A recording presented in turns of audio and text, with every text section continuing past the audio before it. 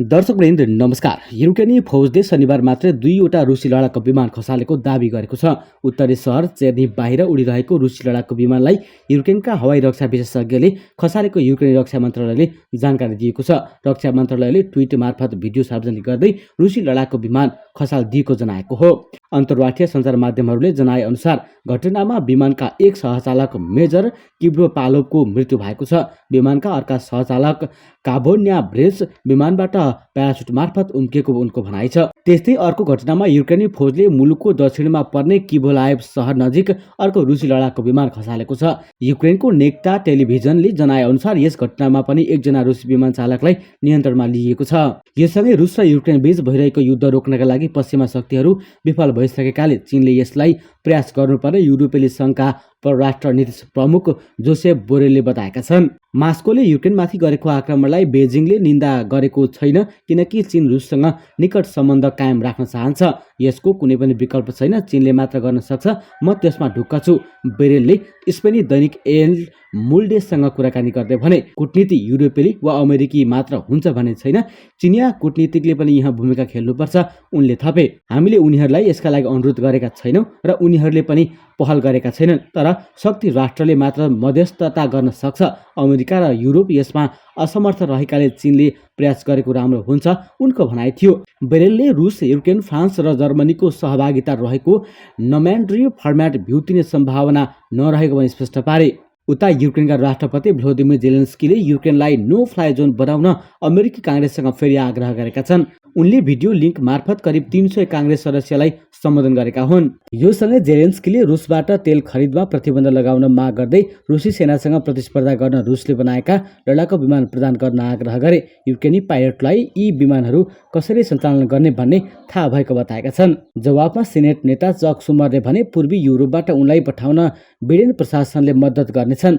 जेलेन्स्कीले अतिरिक्त सैन्य सहयोग र मानवीय सहायताका आवश्यकतामा काङ्ग्रेसका सदस्यहरूको ध्यान आकर्षण गराए, तर अमेरिकी सेनेटले उनको दुईवटै कुरा अनुरोधलाई अस्वीकार गरेका छन्। पहिलो नो फ्लाइ जोनको लागि उनको माग अस्वीकार गरिएको छ, किनभने यसले नाटो सदस्य राष्ट्रहरू रुससँग प्रत्यक्ष लडाईँमा संलग्न हुने सम्भावना खेल्ने भएकोले यस्तो भनाई उनीहरूले राखेका हुन्। दोस्रो, रुसबाट तेल किन्न प्रतिबन्धमा धेरै काम हुन सक्ने, किनभने यसले तेलको मूल्य झन बढ्ने खतरा छ। यता रुसको विदेश मन्त्रालयले युक्रेनलाई सहयोग गरेकोमा बेलायती सरकारलाई सिधै निशाना बनाउँदै विज्ञप्ति जारी गरेको छ। रुसी विदेश मन्त्रालयकी प्रवक्ता मारिया जाखारोभाले किभलाई बेलायतले दिएको सहयोग रुसले कहिले नभुल्ने चेतावनी दिएका छन्। रुसी मिडियाका अनुसार उनले यसलाई युक्रेनको अतिराष्ट्रवादी शक्ति भनेकी छिन्। मारियाले भनेकी छिन्, लन्डनको प्रतिबन्धको उन्मादमा प्रमुख नहोला, तर भूमिका खेलेको छ, जसले हामीलाई जवाफी कदम चाल्नको निमित्त वैकल्प दिएको छ। रुसले वास्तवमा युक्रेनका नागरिकलाई रुसी सेनाबाट नभई युक्रेनी राष्ट्रवादीहरूबाट खतरा रहेको दावी गर्छन्। युक्रेनमा जारी रुसी आक्रमणका बीच बेलायत सरकारले युक्रेनलाई हतियार र आर्थिक सहायता दिएको छ। यता फ्रान्सले अन्तर्राष्ट्रिय आणविक ऊर्जा एजेन्सीको मापदण्डमा आधारित 5 मुख्य युक्रेनी आणविक केन्द्रहरूको सुरक्षा गर्न आफ्ना साझेदारहरूलाई विशेष कदम चाल्ने प्रस्ताव गरेको छ। एलएसी दरबारले शुक्रबार दिएको जानकारी अनुसार पेरिसले त्यसको लागि तयारी गरिरहेको छ। युक्रेनमा 4 सक्रिय आणविक ऊर्जा प्लान्टहरू जपोरिजीमा, खमेलनित्स्की, रिभे र दक्षिण युक्रेनमा छन्। चोर्नोबिलमा रहेको 5औं प्लान्ट हाल सिल गरिएको छ। फ्रान्सेली राष्ट्रपति इमानुएल म्याक्रोनले अन्तर्राष्ट्रिय आणविक ऊर्जा एजेन्सीका निर्देशकसँग भेट गरेको उल्लेख गर्दै एलएसी दरबारद्वारा जारी विज्ञप्तिमा भनिएको छ, केही घण्टामा फ्रान्सले प्राविधिक मापदण्डमा आधारित युक्रेनको 5 मुख्य आणविक वस्तुहरूको सुरक्षा प्रदान गर्न आफ्ना मुख्य साझेदारहरूलाई ठोस उपायहरू प्रस्ताव गर्नेछ। उता युक्रेनले राष्ट्रपति भ्लोदिमिर जेलेन्स्की पोल्यान्ड भागेको रसियाको दाबीलाई अस्वीकार गरेको छ। जेलेन्स्कीले आफू भागेर पोल्यान्ड नगएको तर युक्रेनमै रहेको बताएका छन्। युक्रेनका राष्ट्रपति जेलेन्स्कीको कार्यकालले पनि राष्ट्रपति जेलेन्स्की किभमा रहेको दावी गरेको छ। उनले भनेका छन्, युक्रेन बाहेक कतै गएका छैनौँ। यसअघि रुसले जेलेन्स्की युक्रेन छोडेर पोल्यान्ड गएको दावी गरेको थियो। जेलेन्स्कीले आफू भागेर पोल्यान्ड नगएको भन्दै नयाँ भिडियो सार्वजनिक गरेका छन्। यस क्रममा उनले युरोपेली देशहरूमा युक्रेनको समर्थनमा आउन अपिल गरेका छन्। युक्रेनको संसदले राष्ट्रपति जेलेन्स्की नभागेको उनी राजधानी किभमा रहेको पुष्टि गरेको हो। युक्रेनले बारम्बार रुसले जेलेन्स्कीलाई मार्ने प्रयास गरिरहेको दाबी गर्दै आएको छ।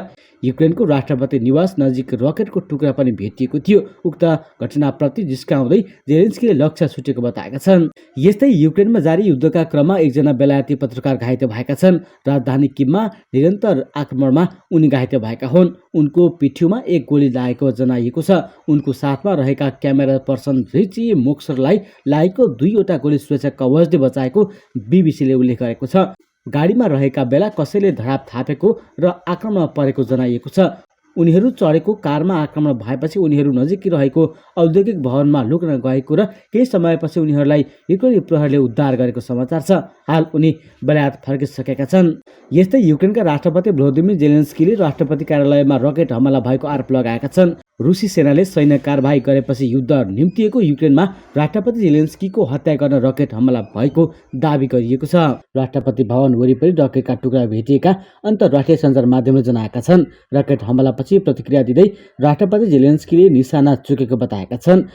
उता रुसले भने कुनै पनि रकेट हमला नगरेको दाबी गरेको छ। युद्ध सुरु भएकै 10औं दिनसम्म रुसले युक्रेनका विभिन्न सहरमा कब्जा गरिसकेको छ। यस्तै युक्रेनका राष्ट्रपति भ्लोदिमिर जेलेन्स्कीले युरोपको आकाशमा हवाई प्रतिबन्ध लगाएको भन्दै पश्चिमा देशहरूको आलोचना गरेका छन्। यसैगरी राष्ट्रपति जेलेन्स्कीका एकजना सल्लाहकारले रुससँग लड्न आफूहरूले विशेष रणनीति बनाएको भन्दै रुसी सेनालाई परास्त गर्ने दाबी गरेका छन्। रुसले आक्रमण गरेदेखि युक्रेनले आफ्नो देशको आकाशमा नो फ्लाइ जोन बनाउन माग गर्दै आएको छ।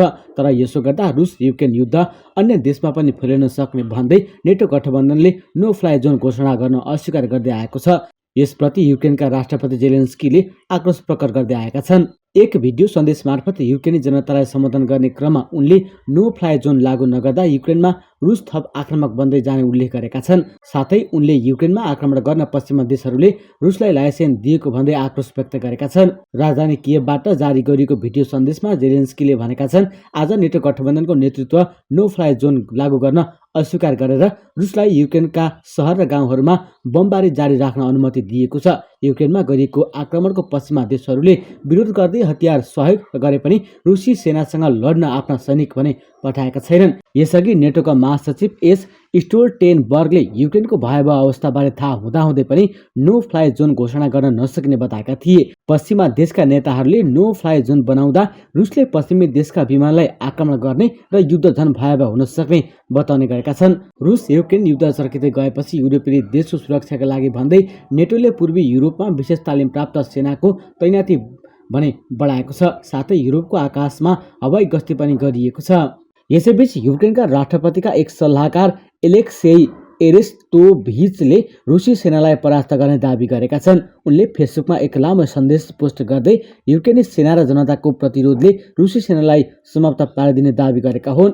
रुसी सेना बलियो नभई विशाल मात्र रहेको भन्दै उनले लेखेका छन्, हामीले एक खास रणनीति बनाएका छौं जसको प्रभाव देखिएको छ। उनले युक्रेन भाग्यले वा सम्यकले मात्र नजोगेको बताउँदै उनले भनेका छन्, विदेशी रक्षा अधिकारी युक्रेनको सेनाको शक्ति र नेतृत्व देखेर चकित परेका छन्। रुसले युक्रेनमा आक्रमण गर्दा तयारीका लागि आफूहरूसँग धेरै समय नभए पनि युद्ध क्षेत्रमा आफूहरू सफल भएको दाबी गर्दै राष्ट्रपतिका सल्लाहकार एरेस्टोभिचले भनेका छन्, पुटिनका 10 मध्ये 8 सेना युक्रेनमा छन्। यसैबीच रुस र युक्रेन बीच युद्ध जारी रहेका बेला नेटो सेनाको नाम चर्चामा आएको छ।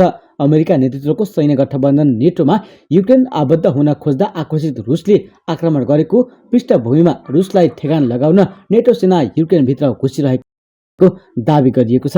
रुसको गुप्तचर निकायले नेटो सेनाका आत्मकर्मीहरू युक्रेनमा प्रवेश गरेर रुस विरुद्ध रणनीति बनाइरहेका दाबी गरिएको छ। युक्रेनका राष्ट्रपति भ्लोदिमिर जेलेन्स्कीले युद्धमा सहयोग गर्न अमेरिका, नेटो लगायत अन्तर्राष्ट्रिय निकायलाई आह्वान गर्दै आएका छन्। युक्रेन नेटो गठबन्धनमा आबद्ध भएमा आफू अप्ठ्यारोमा पर्ने डरले रुसले युद्ध सुरु गरेको हो। रुसले लगातार आक्रमण गरिराख्दा समेत युक्रेन डटेर प्रतिरक्षा गरिरहेको छ। यसैबीच युक्रेनका राष्ट्रपति भ्लोदिमिर जेलेन्स्कीको हत्या गर्न रुसले छुट्टै टोली परिचालन गरेको रिपोर्ट समेत सार्वजनिकमा आएका छन्। राष्ट्रपति जेलेन्स्कीलाई मार्न 3 पटक गरिएका प्रयास असफल भइरहेका र जेलेन्स्की कहाँ लुकेर बसेका छन् भन्ने रुसी सेनाले पत्ता लगाउन नसकेको रिपोर्टमा उल्लेख छ। उता युक्रेनी आकाशलाई विदेशी उडान निषेधित क्षेत्र लागू नगर्ने उत्तर एटलान्टिक सन्धि संगठन नेटोले बताएको छ। नेटोको महासचिवले शुक्रबार किभमा रुसको बमबारी रोक्न सहयोग गर्न आह्वान गरेपछि गठबन्धनले युक्रेनमाथि उडान निषेधित क्षेत्र लागू नगर्ने बताएको हो।